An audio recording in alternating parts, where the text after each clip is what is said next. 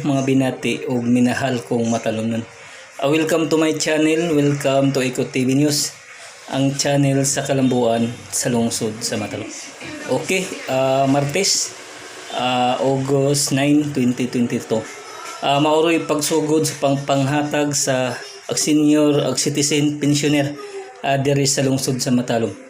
8 ka barangay gi-schedule ni sila guys aron di masamok na porsyon nga agi panguna karo pagpanghatag sa mga pensyon ang mga lagyo nga barangay, kundiin sila murag unahon sila aron mas aglagyo mas unahog hatag na yung katong maduol ipalo ra. Okay, moadto ta kundiin kanang nang hatag og mga pensyon diri sa lungsod sa Matalom sa mga senior citizen, Iko PP andam mo serbisyo sa katawhan sa lungsod sa Matalom og mutabang sa atong lungsod. Okay, moadto ta sa area kung diin nang hatag og pensyon sa senior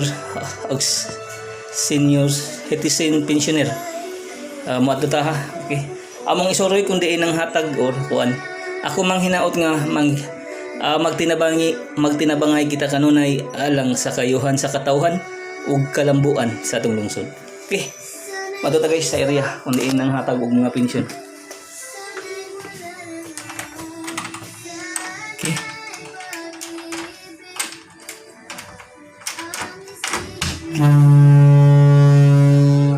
ano guys, matuta sa area kung diin nang hatag og mga pensyon.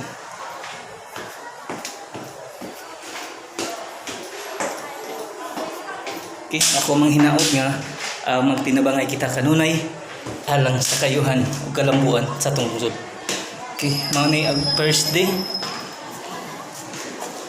Guys. Okay. Mao ni area guys na tinhinang hatag og mga pensyon sa senior citizen diri sa lungsod sa Matalom. Okay. Okay mo ni guys, kung diin ang area kung diin ang hatag og kuan. Ni guys na. Okay. Mani gana na guys. Mani ang senior citizen.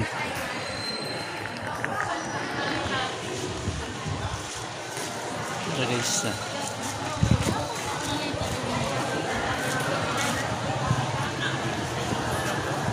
Sa asa mga barangay ma'am? Oh, sige.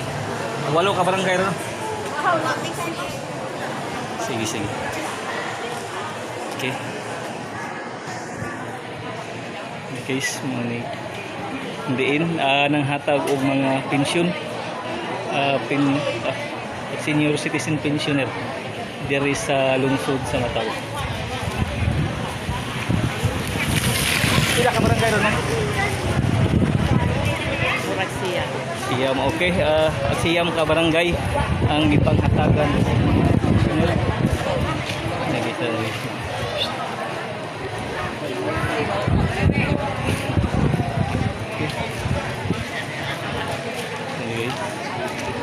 Maunik area kung diin nang hatag og mga pensioner mga senior citizen diri sa lungsod sa Matalom. Ug mapuhon ipalo na ang mga ubang barangay nga panghatagan. Okay, ako mang hinaot nga magtinabangay kita guys